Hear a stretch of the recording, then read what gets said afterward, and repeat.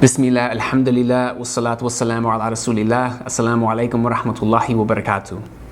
It's important we understand a basic principle of Arabic language in that most Arabic words have a three-letter root, and that root represents a certain meaning. There's a science called morphology where we take that three-letter root and combine it with other letters and harakat to create different words related to the meaning of that root. So for example, you can use the root kaf, ba, ra to create different words related to the idea of something being big. So let's take a look at some examples of words that we can create from that root by looking at this chart. And keep in mind that the root letters are highlighted in green while the extra added letters and harakat are highlighted in red. So the first word on the chart is kabara, meaning he became big, he grew. Next is kabbara, meaning he made something bigger, he enlarged something. Third is kabir, which literally means big or large. It's used to describe something as being big. And finally, akbar, meaning bigger or greater. It's a comparative adjective saying that something is bigger than something else. So we can clearly see how all of these words have the same root, kaf, ba, ra, and they all relate to that root in their meaning. All the meanings relate to the idea of something being big.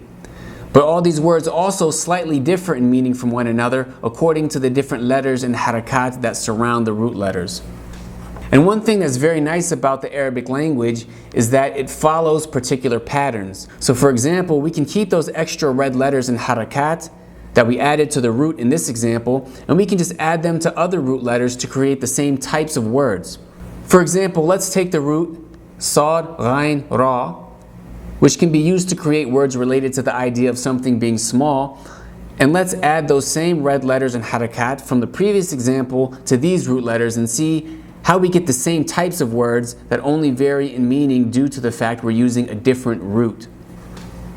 So here we have both lists of words next to each other to really emphasize the comparison. You have kabara, meaning he became big, and you have saghara, meaning he became small. You have kabbara, meaning he made something big, and you have saghara, meaning he made something small. You have kabir, meaning big, and saghir, meaning small. And finally, you have akbar, meaning bigger, and asghar, meaning smaller. So you can see how there are particular patterns in Arabic that create certain types of words. They just vary in meaning according to the root. One list was words related to the idea of something being big. The other was a list of words related to the idea of something being small, but they were all the same types of words. For example, akbar and asghar, bigger and smaller, they're both comparative adjectives. The only thing that's different is the particular adjective that they're comparing in relation to the root. And these specific patterns can actually be represented and referred to by using scales. And basically scales are formulas that use variables to represent the different root letters in a particular pattern, where the letter fa represents the first root letter, the letter ayn represents the second root letter, and the letter lam represents the third root letter. So if we look back at those examples from earlier, we compared different words that followed the same scales. That's why the types of words that we compared were all similar. They just varied in meaning because the roots were different. And we can take a look at that chart again and figure out what particular scales these words followed by replacing the first root letter in each word with fa, the second root letter of each word with ayn, and the third root letter of each word with lam.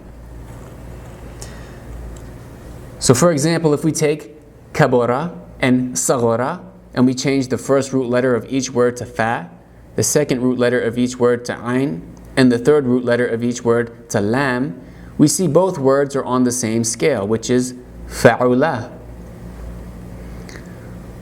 We can do that with the next two words, kabbara and saghara. We change the first root letter to fa, the second root letter to ayn, and the third root letter to lam, and both words are on the same scale, which is fa'ala. Furthermore, we do the same thing with the next line. We change the first root letter to fa, the second root letter to ayn, the third root letter to lam, and we see the scale of both words is fa'il. And finally, on the last line, we change the first root letter to fa, the second root letter to ayn, and the third root letter to lam, and we see that akbar and asghar are both on the scale af'al. And it's useful to know different scales in Arabic because scales generally have specific connotations and meanings that come along with them. So for example, since we're studying the word akbar, we're going to want to study the scale that akbar is on, which is af'al, because that particular scale has certain connotations, and that's what we want to look into in the next episode, inshallah. That way we can really understand the word akbar and what it means. So to review today's lesson, we learned that most Arabic words have a three-letter root. And there's a science called morphology where we take a three-letter root and combine it with other letters and harakat in order to form different words that relate in meaning to that root. Also, there are certain patterns that the language follows in order to create specific types of words across various roots. And those patterns are represented by scales, where the letter fa represents the first root letter, the letter ayn represents the second root letter, and the letter lam represents the third root letter.